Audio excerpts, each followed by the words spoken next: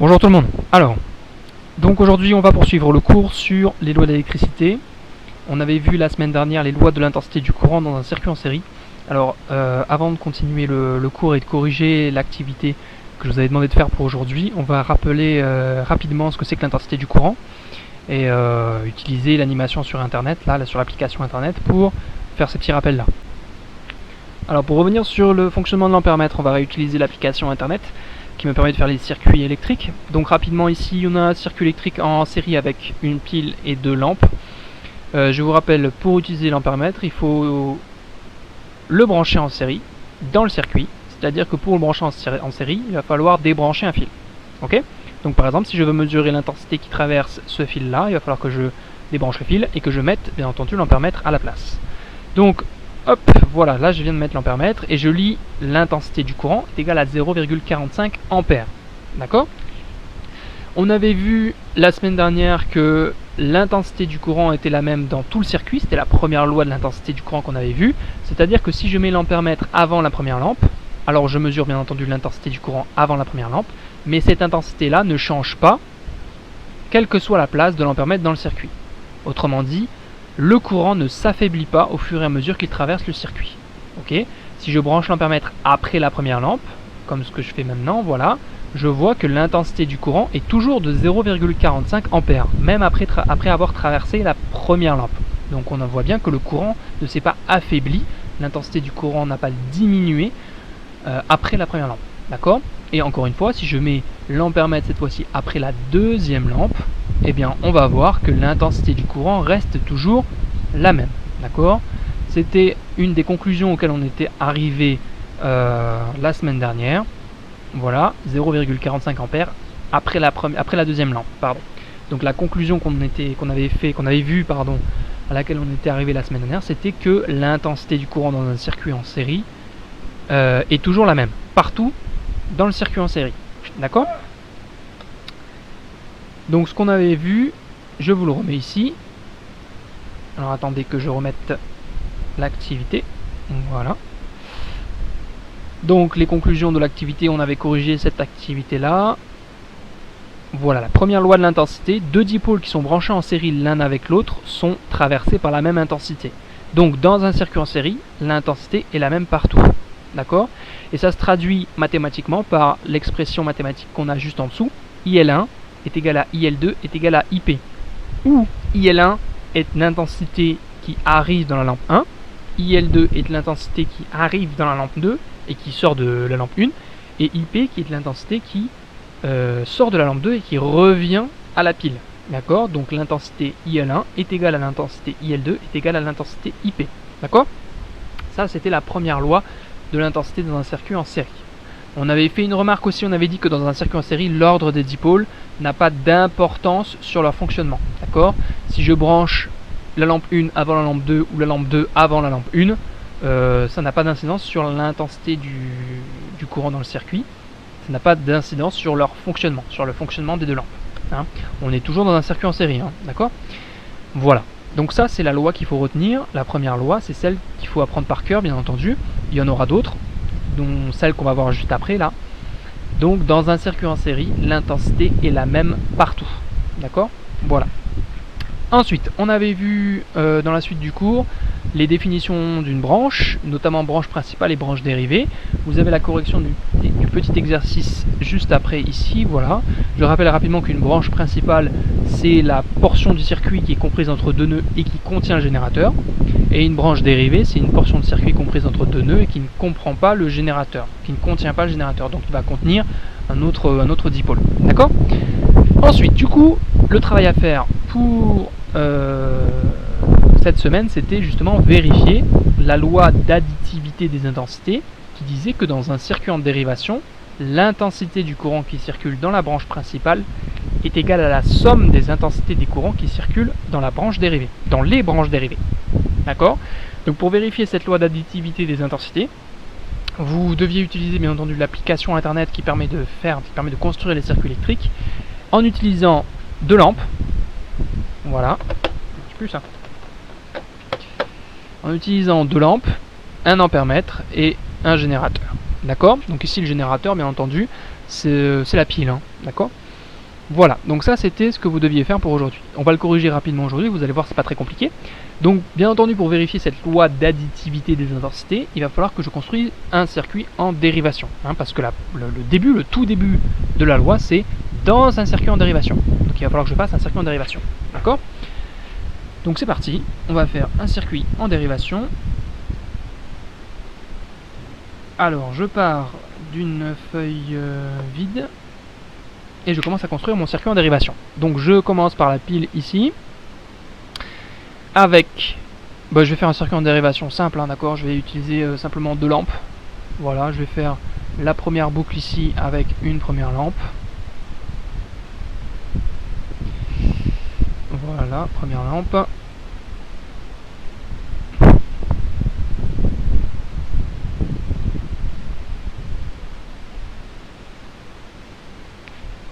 Et la deuxième boucle avec une deuxième lampe. Alors je vais pas utiliser la même lampe, je vais utiliser la deuxième lampe qu'on avait ici dans la liste. Voilà, celle-là. Pour que vous voyez bien que la loi, pour essayer de vérifier la loi même si les deux lampes sont différentes. D'accord? Alors hop, voilà ma deuxième boucle. Donc là j'ai un circuit en dérivation. Voilà. Alors on voit pas beaucoup qu'elle brille cette deuxième lampe, je vais peut-être réduire sa résistance. Voilà.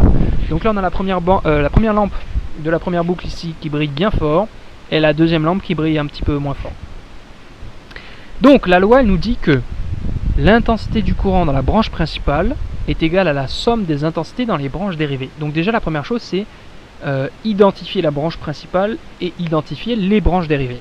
Donc la branche principale, si vous avez bien compris la correction qu'on en a fait de l'exercice précédent la semaine dernière, la branche principale c'est cette branche là, d'accord, c'est-à-dire la branche qui est comprise entre les nœuds, entre deux nœuds, voilà, qui sont ici et ici, et qui contient le générateur, donc ici la pile.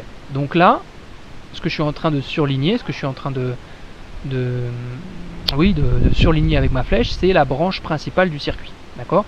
Donc l'intensité du courant dans cette branche là, elle doit être égale à l'intensité du courant dans les branches dérivées. Et les branches dérivées, pareil, c'est les portions de circuit comprises entre toujours ces deux mêmes nœuds là, mais qui ne contiennent pas le générateur. Donc la première branche dérivée, on la voit ici, qui contient la première lampe, et la deuxième branche dérivée, on la voit ici, qui contient la deuxième lampe. D'accord? Donc on va vérifier l'intensité dans la branche principale, et on va voir si elle est égale à l'intensité de la première branche dérivée, plus l'intensité de la deuxième branche dérivée. C'est ça ce que ça veut dire la loi. D'accord? Additivité des intensités, ça veut dire addition des intensités. D'accord? Donc, comment est-ce qu'on fait pour vérifier ça? C'est très simple. On va mettre l'ampèremètre dans la branche principale pour mesurer l'intensité dans la branche principale. Puis on mettra l'ampèremètre dans la première branche dérivée pour mesurer l'intensité dans la première branche dérivée. Et enfin, on mettra l'ampèremètre dans la deuxième branche dérivée pour mesurer l'intensité dans la deuxième branche dérivée. Et on verra si l'ampèremètre de la branche principale donne le même résultat que l'ampèremètre de la branche dérivée numéro 1 plus l'ampèremètre de la branche dérivée numéro 2. D'accord? Allez, on va écrire ça et puis ensuite on passe du coup à la manipulation. Alors, je vais peut-être réduire la luminosité de la caméra. Hop.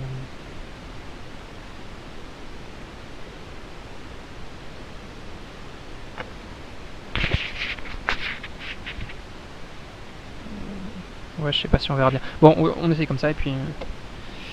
Donc, correction.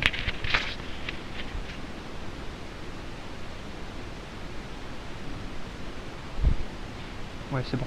Alors, on a dit, nous construisons un circuit en dérivation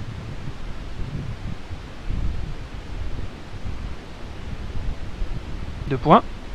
Donc on construit le circuit en dérivation avec la pile, le plus, le moins, la première boucle avec la première lampe, voilà, la deuxième boucle avec la deuxième lampe, voilà, d'accord. Ensuite, première étape, deux points, on mesure l'intensité du courant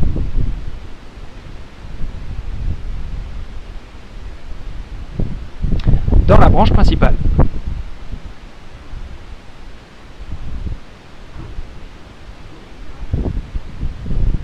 Donc pour faire ça, il faut brancher l'ampèremètre dans la branche principale.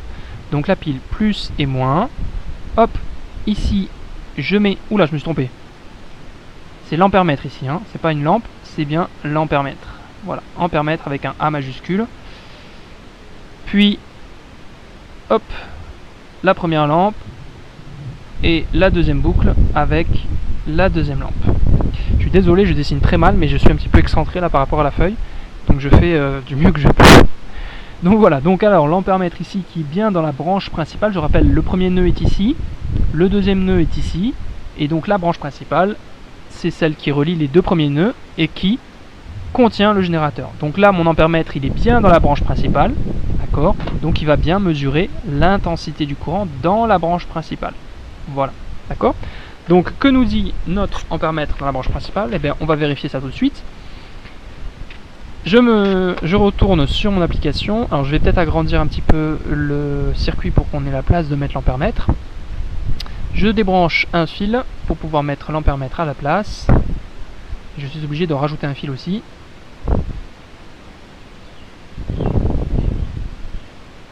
Tac et tac.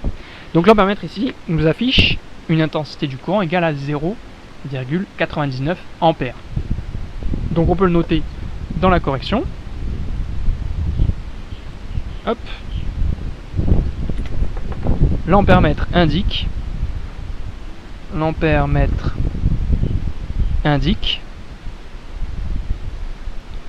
une intensité de points. Donc je vais l'appeler I1, d'accord, pour l'intensité de la branche principale, je vais l'appeler I1. I1 égale, on a dit, 0,99 ampères.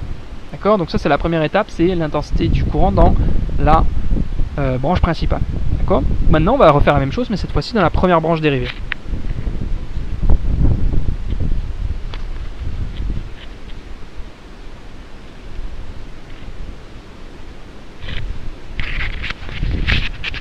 Donc deuxième étape.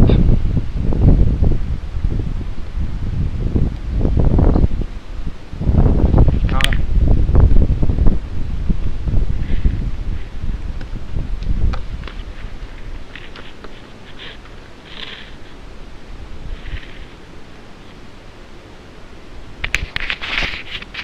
Donc deuxième étape.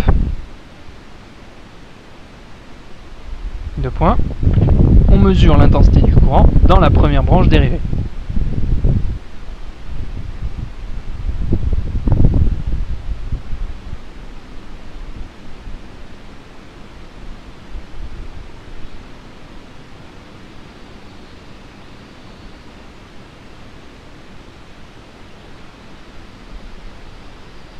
Deux points. Donc on refait le schéma du circuit électrique. Le plus, le moins. Ici, je commence ma première branche dérivée, donc je vais mettre l'ampèremètre, puis la première lampe, voilà, et ma deuxième branche dérivée avec ma deuxième lampe, ici. Donc là, j'ai bien mon premier nœud ici, mon deuxième nœud ici, donc cette partie, cette portion du circuit là, entre ces deux nœuds là, est bien une branche dérivée, parce qu'elle ne contient pas le générateur, elle ne contient pas la pile ici. D'accord. Donc là mon ampèremètre il est placé dans la première branche dérivée, donc je vais mesurer l'intensité du courant dans cette première branche dérivée. D'accord. Donc que me dit l'ampèremètre dans cette première branche dérivée? On va le mesurer ici. Donc je suis obligé bien entendu... Ah non, quoique, est-ce que je peux mettre un deuxième? Oui, je peux mettre un deuxième ampèremètre. Donc ça va être peut-être plus évident pour vous si je mets un deuxième ampèremètre. Donc je vais mettre le deuxième ampèremètre ici dans la première branche dérivée. Et qu'est-ce qu'il va m'afficher? Il m'affiche rien du tout parce que j'ai pas encore fermé le circuit. Voilà, il m'affiche une intensité égale à 0,90 ampères. Il faut tourner un peu la tête pour bien lire, mais c'est ce qu'il indique. 0,90 ampères. D'accord? Donc on l'écrit. Voilà. L'ampèremètre indique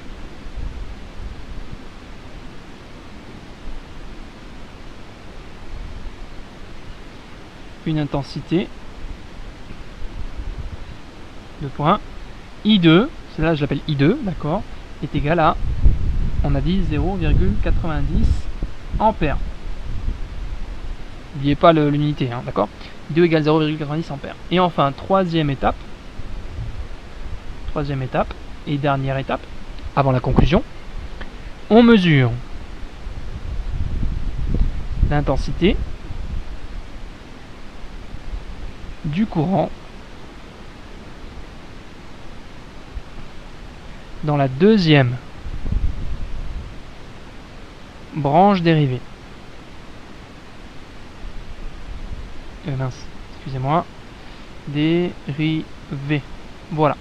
Donc, toujours le schéma avec la première branche dérivée, la première lampe, et la deuxième branche dérivée avec l'ampèremètre, bien entendu, et la deuxième lampe.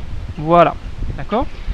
Donc cet ampèremètre là, nous avons le premier nœud ici, deuxième nœud ici, donc cet ampèremètre là est bien compris entre les deux nœuds et il est bien dans la deuxième branche dérivée. Donc il va bien mesurer l'intensité du courant dans la deuxième branche dérivée ici. D'accord ? Donc que nous indique cet ampèremètre là? Je reprends, hop, ici. Alors je vais mettre du coup un troisième ampèremètre dans la deuxième branche dérivée.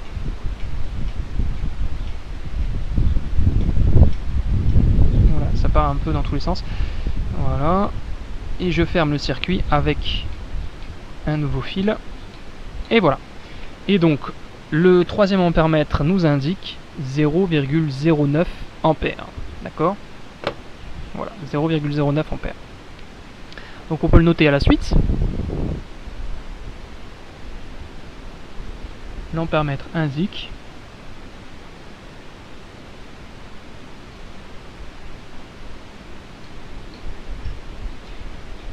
une intensité de points, donc celle-là je vais l'appeler I3, égale à 0,09 ampères. D'accord ?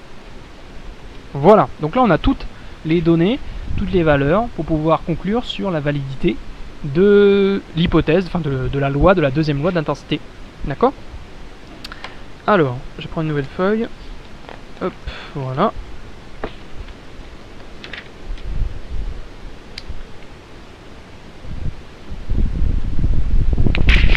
Donc qu'est-ce qu'on remarque? Eh bien, vous le voyez à l'écran, sur l'application internet, ici, vous le voyez.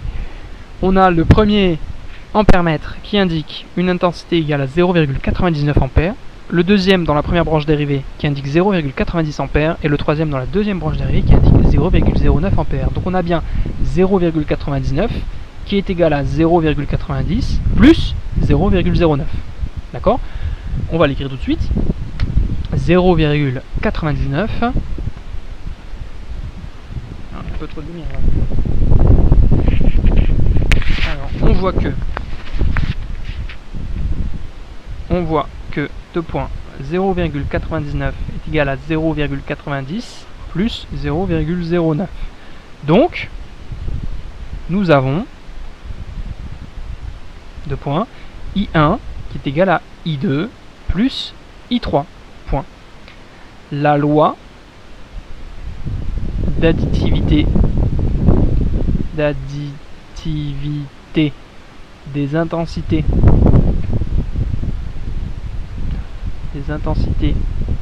dans un circuit en dérivation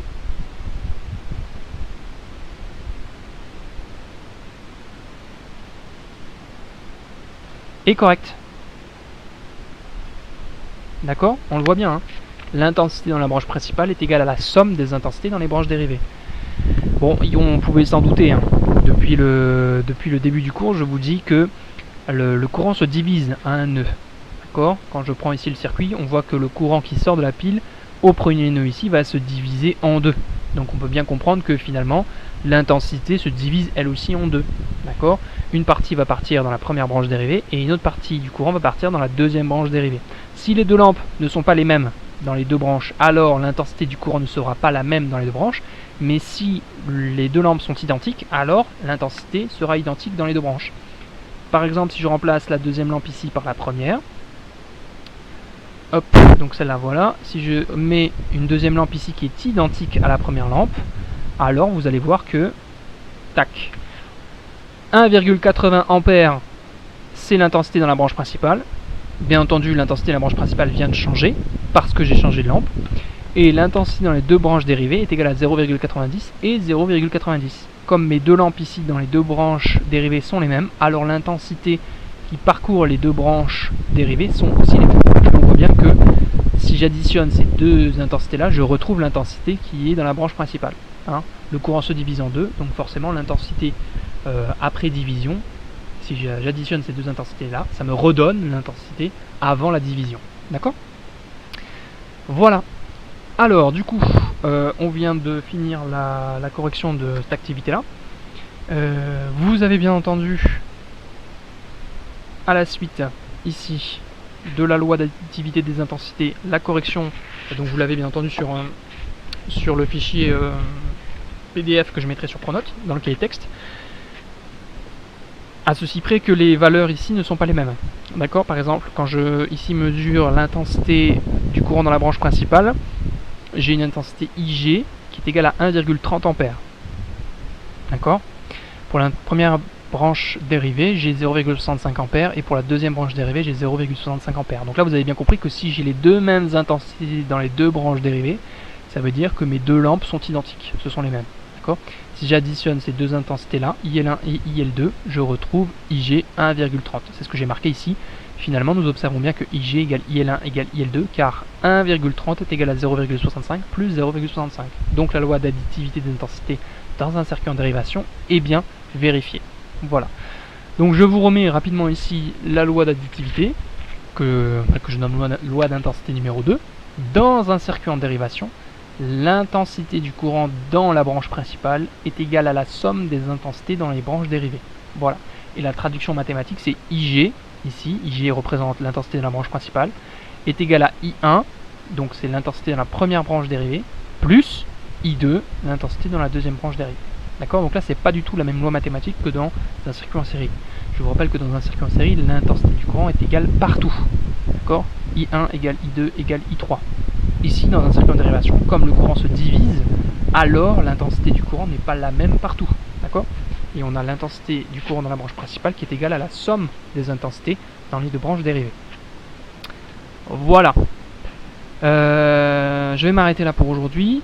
Ce que je vous demande de faire pour la semaine prochaine, c'est les 6 petits exercices suivants. Voilà. Donc c'est pas très compliqué, hein. Ces exercices sont pas très compliqués. L'exercice numéro 1 et l'exercice numéro 3, c'est des QCM en fait. Enfin des QCM. Vous avez 3 propositions à chaque fois.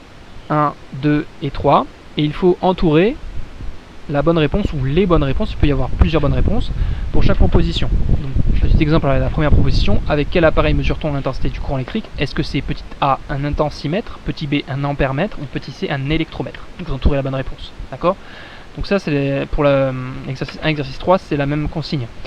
Exercice 2, exercice 4, exercice 5, ce sont des questions qui ont un lien avec le circuit électrique qui est dessiné sur chacun des exercices là. D'accord? Donc regardez bien chacun des circuits, observez bien si c'est un circuit en série ou un circuit en dérivation, et répondez aux questions normalement, correctement, voilà. D'accord? Faites-le au crayon à papier si vous voulez pas vous tromper, faites-le sur votre cahier bien entendu, et puis voilà. Et l'exercice 6, c'est un exercice un petit peu bilan, pour voir si vous avez bien compris la loi d'additivité des intensités dans un circuit en dérivation.